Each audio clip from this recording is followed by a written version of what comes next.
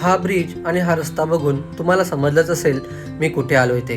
नमस्कार मंडळी, मी कल्पेश. आज एका कामानिमित्त मी दादरला आलो होतो. माझं काम आटपून मी निघालो पोटपूजा करायला.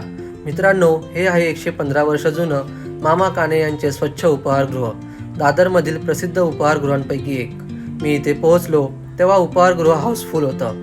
थोडा वेळ वाट बघितल्यानंतर माझा नंबर आला. अगदी थाटात मेन्यू कार्ड उघडून सर्व पदार्थांची नावं वाचली आणि गपचूप वडा उसळची ऑर्डर दिली.